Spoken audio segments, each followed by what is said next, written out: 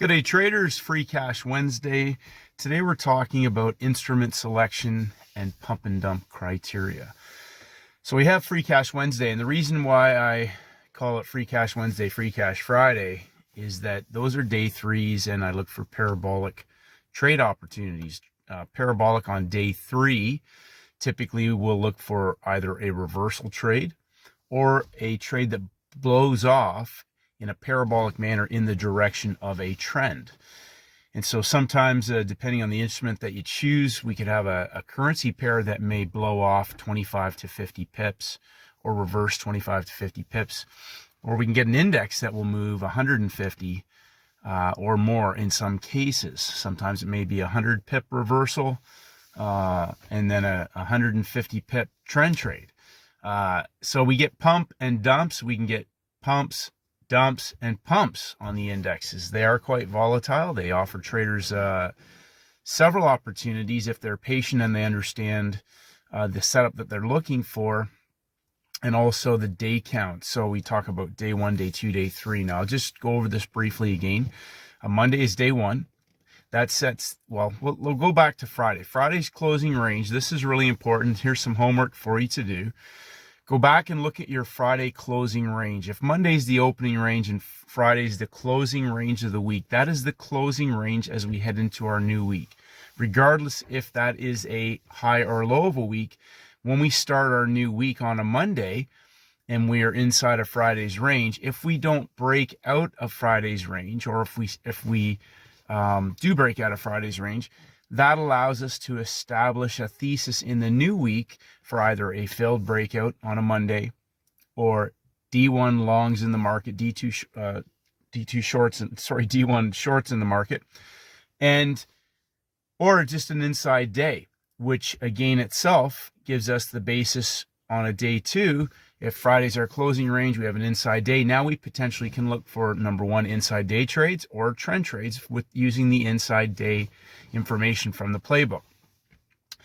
When I get a market that breaks out, so today, for example, pound Canadian, a trader pointed out I had D1, D2 shorts in for Tuesday, Wednesday, and Monday technically on some platforms did close outside of Friday's range, very subtly.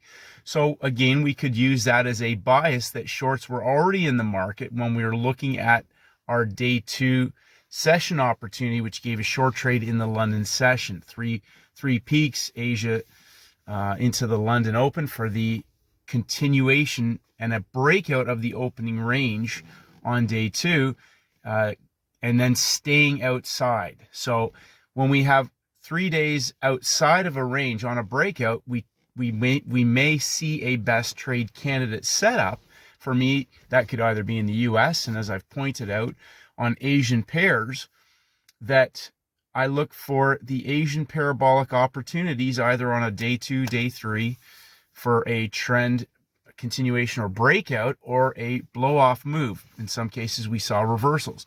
So coming back to instrument selection, you have to go and, depending on the session that you are trading, be hunting out the best instruments that potentially may move in that session. So I talk about following the majors, but I often will narrow that down to pairs that maybe will have a more probable or bigger range movement in the US session. So for example, I look at the major pairs, which often unless it's a day three, typically don't move large moves. We get them sometimes after news or after a large move, three levels, consolidation, that sort of situation. But pairs that may move, so the euro is supposedly the heaviest traded major pair. Now, I know that the euro is used for several hedging type of situations. It's used for commodity sales,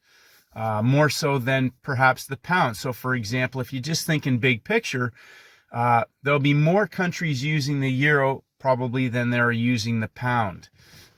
Meaning that when the London session opens, I expect that the pound will offer traders 2 to 3 really good trade setups a week, because when London opens, they're definitely going to be trading the pound. When Asia opens, they're definitely going to be trading the yen. And when the US session opens, they're definitely going to be trading the Canadian dollar in the Canadian markets in the Canadian session, which is the same as the US market open. So when you start to pair up some of the basic stuff, but go back through your currency pairs. If you're trading Asia, if you're trading London, or if you're trading New York, go back through your instruments and ask yourself how many large moves occur on the instruments that you're following in those sessions. So for example, I have a basket of Asia, New Zealand, yen crosses. So the majors and their cross rates, and I'm typically looking for one of those cross rates to give me a 3-session parabolic opportunity. A peak formation high, a peak formation low that's had 3 levels of movement for a parabolic opportunity 1 or 2 times a week in the Asian session, day 1, day 2, day 3. So we had some examples of where markets dumped down and false braked of Friday's closing range on day 1, narrow range on day 2, and a parabolic move through the high of Friday's session on day 3. That's a parabolic free cash Wednesday trade opportunity on an Asian cross. There was some opportunities on the British pound, but they had major red news on this particular Wednesday at 2 a.m. But it offered traders a reversal move at the low of the week on the pound, for example. There were other instruments that offered opportunities as well after major net red news when the London session opened. So the major red news was at 2 a.m. London opens at 3. There was an opportunity for reversal trades in that middle hour. U.S. session, we had major red news at 8:30. And as I've said, forget about trading news or anything else. Pump and dumps, the indexes are going to move. That's pretty apparent to traders that follow them. They move regularly. We have 3 levels of movement typically on the S&P of 100, 100, 100. We can get that on the NASDAQ. Typically, when we get a box, we'll see usually at least a 75 pip box on the NASDAQ, 3 levels of 25. And on the DJ30, the same, but we can see also 50, 50, and 50. Now, before the session opens, looking at those indexes, number one, obviously, we're looking at the big picture, high, low, and structure of that range. So Asia, London, make a high and a low. There's our consolidation. A great question from a trader today was, if the market's pushing higher before New York or pushing lower before New York, no major red news, whatever, do I redraw my levels? Yes, I do. At 9:30, just before 9:30, I will make sure I have the high and the low marked off for that entire day. Now, we had major red news today with a pin through the bottom of the market. I kept my consolidation the same. That market broke out and offered a reversal trade that reversed inside at the bottom of 3 levels of drop on all those major indexes for a 3rd-hour reversal trade back through the high of the day. Fantastic opportunity. The DJ30 kind of rolled back over after. NASDAQ went right back up to a peak formation high from yesterday's U.S. session. So just talking about the indexes, there's some traders that have messaged me. They're finding it very challenging. They think it's too hard. They think that I'm just getting in on 1-minute charts and that's only for experienced traders and this and that. And as I mentioned to them, step back and allow the market to break out of the range. Breaks out of the range to the downside or to the upside. And coming back to closing price, we're going to do a video on just going back through and identifying the type of opportunity that you have, whether it's a pump and dump or a dump and pump, and whether or not that market will offer you another trade for a larger move, which is entirely up to traders for them to take. So if you step back and just use your longer time frame, whether it's 5-minute, 15-minute, whatever that may be, and if you let the market trade at the New York Open and either break out and expand the range, higher high for maybe a dump and pump continuation move, or a blow off move that reverses and collapses 3rd hour, which will often retest. That's our break in structure. Once it retests back into the extreme, we'll go over this again. I'm trying to, as I mentioned, peel back things even more for that, talking to traders about the middle hour. Now, I know there's obviously going to be trades 1st hour on currencies and everything else. We're going to talk about that a bit separately. But 9 to 10 a.m. New York time, New York 9:30 a.m., the middle hour, even if you're trading London, the middle hour, working from the high and the low of the day, which means that if the market goes out, breaks out from the inside and pulls back, there are opportunities to short that. But if you're trading from the longer time frame, what that means now is that we have a higher high. Or if it breaks down, we have a lower low. This is after the market is opened. A lower low on the inside for a continuation move down, low-hanging fruit, or a higher high on the inside for a dump and pump type of template. So we're talking about instrument selection. We're talking about opportunities for best trade candidates. So instrument selection, go and make a list of maybe 4 or 5 currencies that will have the potential to trade in your session. So if you're trading Asia, as I said, you can look at Aussie, New Zealand, yen, for example. Now, those major pairs, I don't expect as large a movement as I would from a cross rate. Euro Oz, Pound Oz, Euro Yen, Pound Yen, Aussie Yen, New Zealand Yen, just to name a few. Aussie CAD. Gold can be traded in Asia. I look for a gold trade once a week in the Asian session after day 1, day 2, day 3. Or a move that traps traders up high or down low at the close of a day.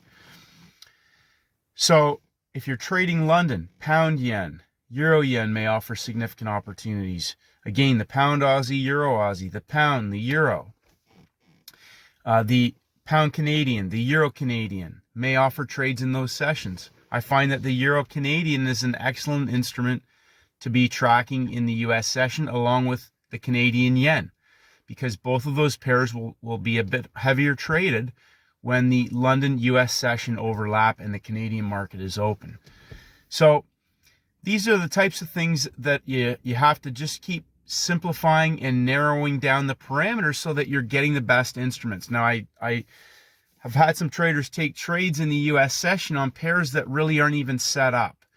On London pairs, Euro pairs. And so I want to reinforce, you've got to be looking at instruments that are going to offer you a best trade setup, not just because it's a major pair. So sometimes you're going to get one good trade a week on a major pair. Maybe that's it. If you look at the Swiss franc, there was just a sort of a nail and bail yesterday. High day, consolidation, New York Open, drop. But we're inside of a trading range. We're still inside of Friday's high and low on the US Swiss franc. What that means is that we're inside of the closing range. The whole week is just in a 50 pip box, essentially. I think it's 50 pips.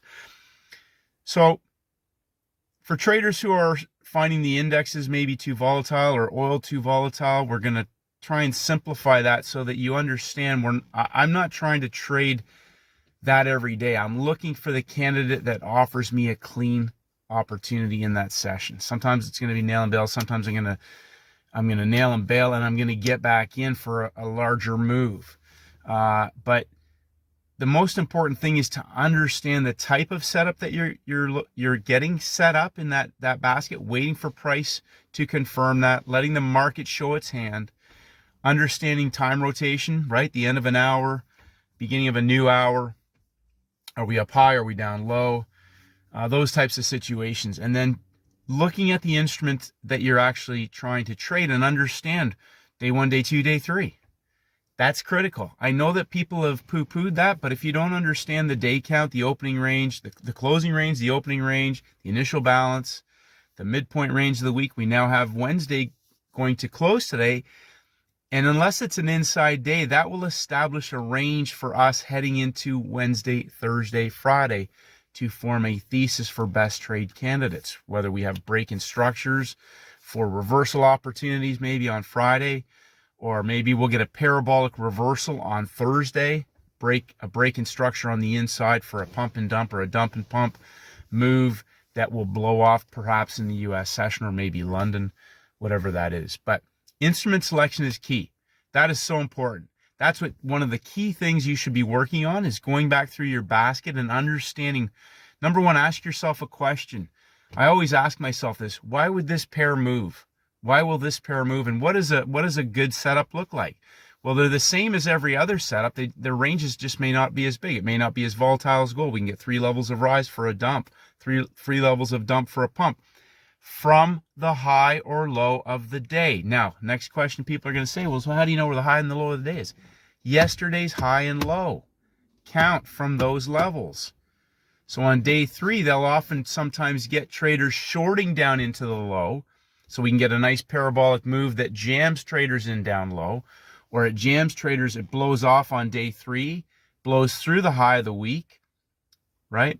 And then breaks down and reverses maybe on Thursday or Friday. We got traders trapped up high or down low for the day 1, day 2, day 3 opportunities on Free Cash Friday. Now, understanding if you're tracking instruments that are going to move in your session, look at Asian pairs for Friday. Look at London Euro pairs, or maybe even Swiss pairs for Free Cash Friday in the London session. And then again, of course, in Free Cash Friday US session, 3 sessions, I'm looking for pairs that are obviously going to give us an explosive parabolic trend trade or parabolic reversal trade on Free Cash Friday. So go do some homework, study, go through your instruments. Some fantastic moves today. Indexes exploding, gold, wicks on both sides. I did not break out of either side of that 75 pip box, which just day 3, I'm sort of staying away from those types of gold days because they, again, the opportunities aren't the same. I'm looking for the best instrument on the day 1, day 2, day 3. Gold wicked on both sides, stayed inside of Friday's US session high low. That was just a situation for me to stay away from that market. I want to see a market either break out, and then looking at the boxes. So we'll talk about this as well. The size of the consolidation, DJ30, NASDAQ, and S&P can sometimes give us information in terms of gauging our asymmetrical risk-reward opportunity on the day on those pairs when the New York session starts. So congratulations to traders who nailed those trades today. Looking to get 1% better every single day. Simplifying, peeling the onion back more and more for traders so that hopefully they see this. And once you do see it, you can't unsee it. So have a great day, traders, and may the markets go with you.